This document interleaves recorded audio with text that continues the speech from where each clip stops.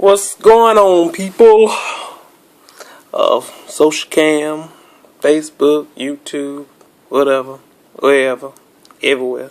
How y'all doing? Just stop by to encourage somebody in this hour. And how and why, what God has laid on my heart to encourage the people in this hour is nevertheless. I heard a songwriter that said, nevertheless, not my will but thine. Nevertheless, let your will be done. And that's what God is trying to get us to in this hour, is to a place of nevertheless, God, I'll serve you no matter what it is. Nevertheless, I believe on you. I trust you no matter how hard it looks, no matter what the circumstances say. Nevertheless, God, you are faithful. Nevertheless, God, I trust you. Nevertheless, God, you gonna make a way. And how he dropped this in my spirit was the other day I was dealing with something, and I'm like, God, I'm tired of this. I don't want to deal with this no more. I'd rather give up, throw in the towel on this situation. Just let it all go down or whatever. Just rather do away with the whole thing altogether. And he said, son, well, I need you to get a nevertheless in your spirit. I said, what you mean by that? He brought to me Luke 4, 5, and 6, where they was out on the ship fishing, and Simon, and he told him, he said, launch out into the deep. And Simon looked at him, he said, well, Jesus, I've been fishing all night, and we've been trawling and everything else, and we ain't caught nothing all night. Can't we just go on home? Pretty much, in a nutshell. And then Peter got to the place where he said, nevertheless, Jesus, at thy word.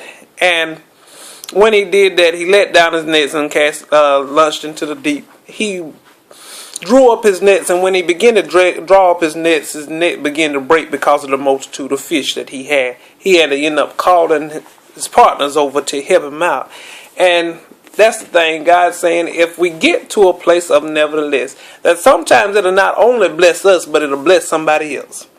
He had to call his partners over, come help me, because I had a nevertheless in my spirit. And when I had this nevertheless in my spirit, it not only blessed me, but I needed to bless you too. So that's the thing, we got to get to the place where we can say nevertheless. Even Jesus had to get a nevertheless in his spirit. He was at the place where he was ready to say, God, if you will, let this bit of cup pass from me.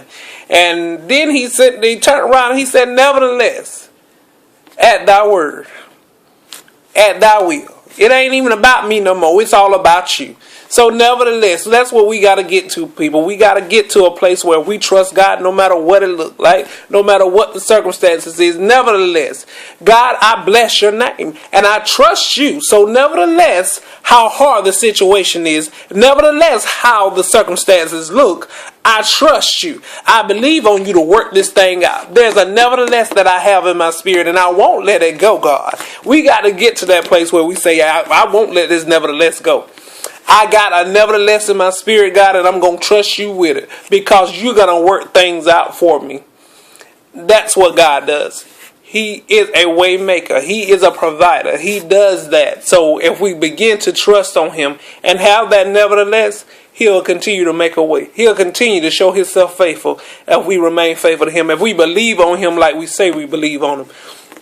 That's all that nevertheless is a belief that God, you're going to do what you said you're going to do. You're going to be faithful. You're going to make a way. You are a way maker. You show up on time. So that's what we got to get to, people.